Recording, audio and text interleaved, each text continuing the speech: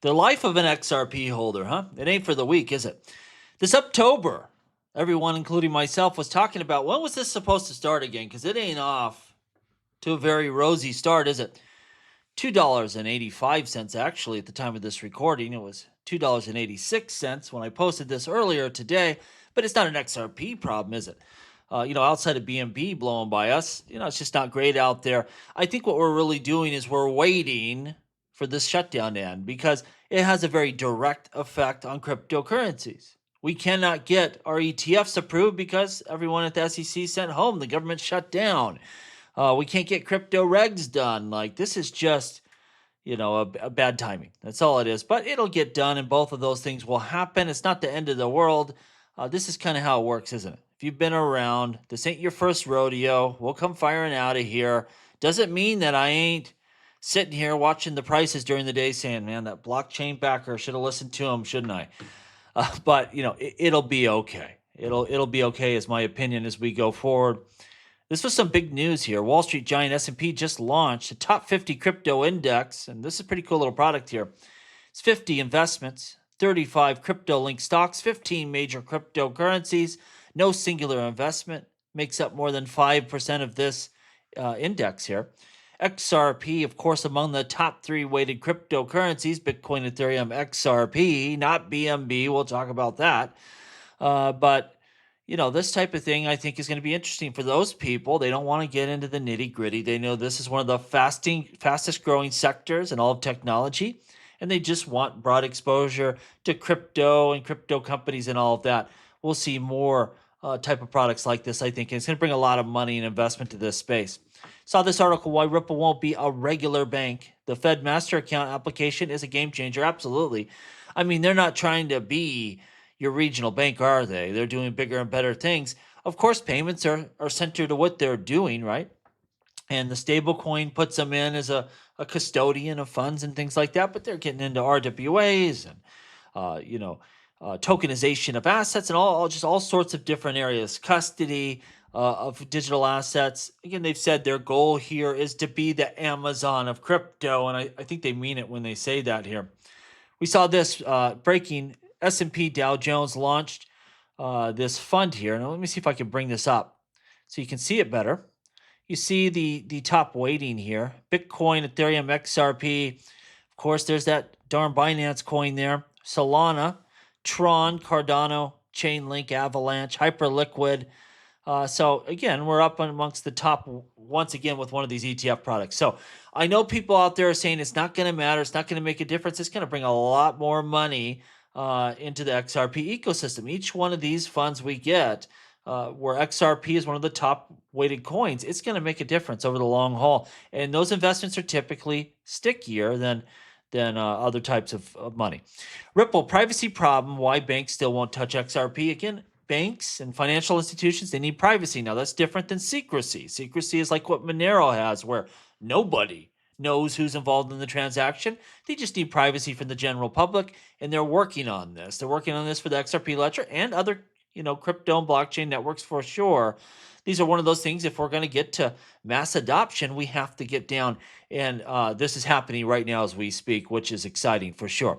Saw this, Axlar put this out, this clip of me putting XRP in motion isn't just good for holders. It's good for the whole on-chain financial system. Real yield, real liquidity, impact across all on-chain finance. And I think that's correct. All of these different DeFi systems are just going to create more liquidity, more opportunity. Again, this one, the Axlar is putting out in conjunction with Midas, it's MXRP. It uses a custodian. It uses a fund manager. It might not be for you, but some people are going to like it.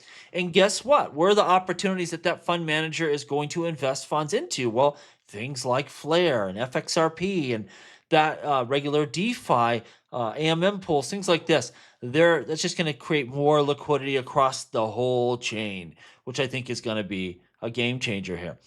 Pundits say XRP will be one of the greatest assets of our lifetime. Look, to date, most people on this channel aren't the newbies. We've been around for a while, right? Most of us bought XRP, 30 cents, 25 cents, 20 cents, if not earlier. I have some of the people on here that bought it at 0.6 of a cent. But let's just say you got it in that 20 to 30 range. I mean, we're still already today 10x on an asset that we bought for years and years and years and years, it's already going to be one of the best investments of your lifetime. And I don't think it's really got started yet.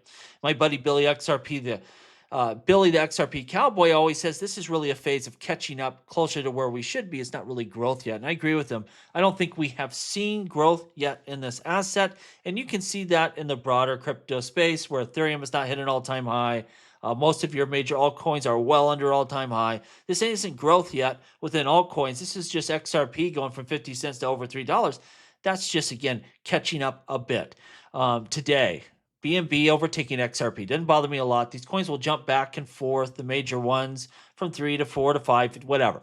But BNB, I've said this today, is one that I have constantly passed on since the days of CKJ's $5 BNB challenges. Those of you that have been around, you remember those CKJ challenges. And he was doing this when BNB was $5. I'm like, I'm not really that into this exchange coin. Well, I should have been, isn't it?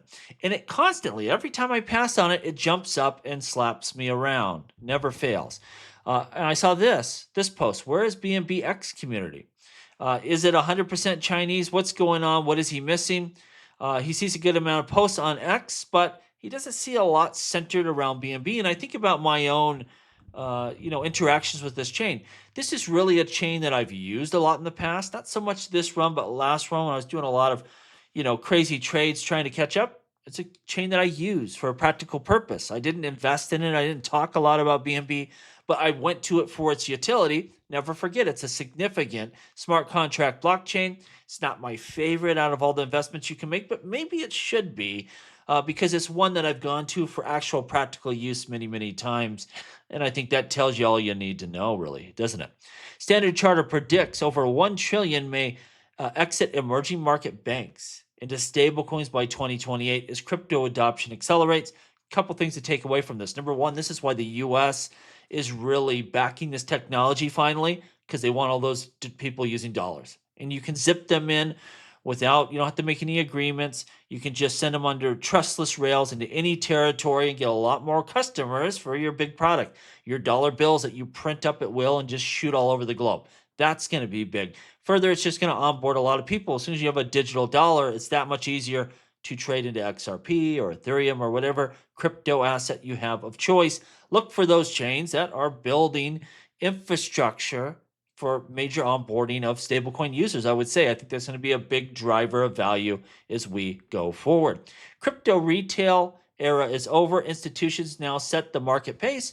To some extent, of course, and that's a good thing, right? That big money is descending on crypto markets. But I wouldn't say that retail won't be here. I think retail will show up just very late towards the end.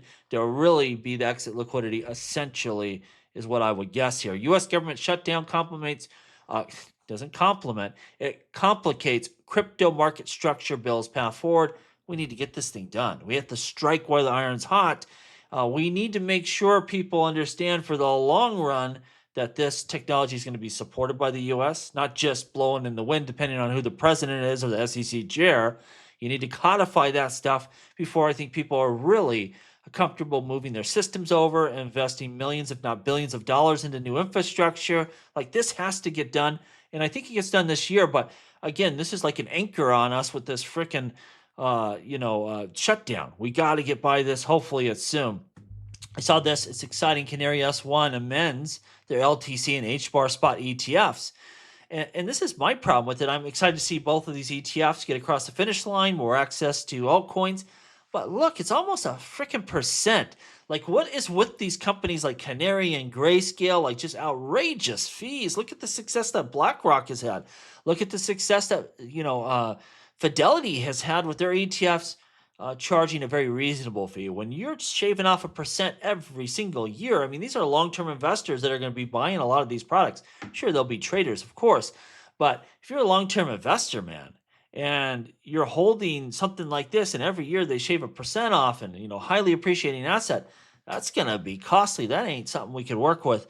I really hope we see more from the major issuers and get those fees. I hope this isn't like a sign of what's to come. If fees are going to be that high, that's going to be killer. No one's going to really want this, at least for long term. If you're trading, like, who cares? But for a long-term investment, which we want, that really sticky long-term investment into the altcoin space, 95 bips ain't going to cut it. Let me know what you think down below.